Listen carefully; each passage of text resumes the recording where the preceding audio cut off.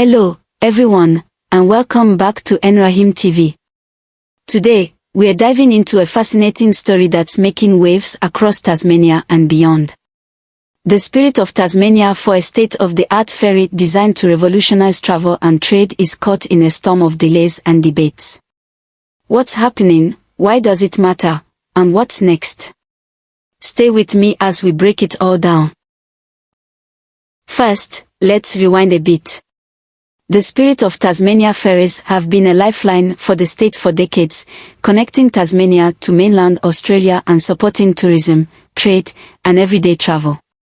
Over the years, these ferries have become iconic symbols of Tasmanian pride and progress. But like all things, they needed an upgrade. And that's where the Spirit of Tasmania IV comes in. This next-generation vessel is a game-changer. It's bigger, faster, more fuel-efficient, and loaded with modern amenities. Picture more comfortable cabins, better dining options, and enough space for even more passengers and freight.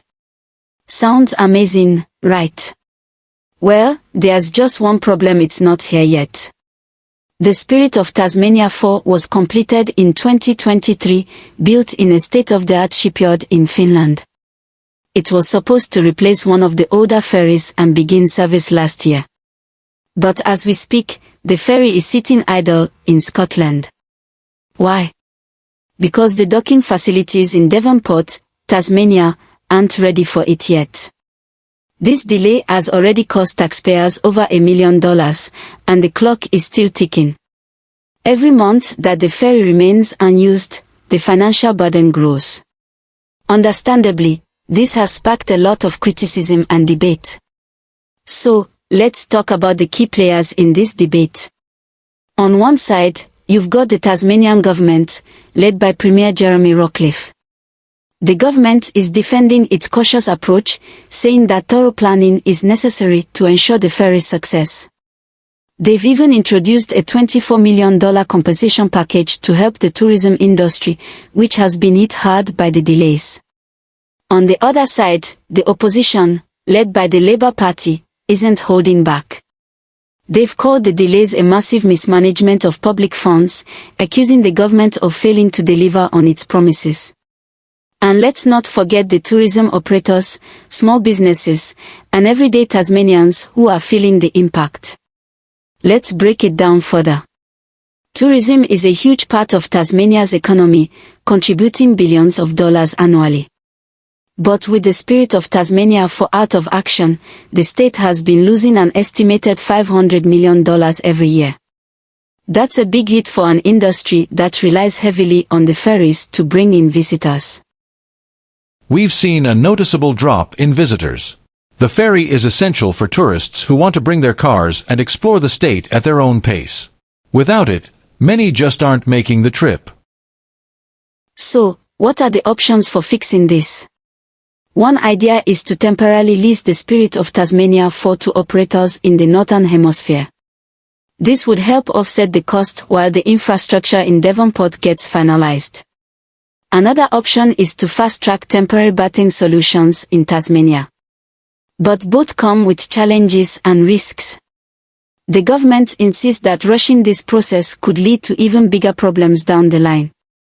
But critics argue that the longer we wait, the more it will cost financially and reputationally. Let's zoom out for a moment.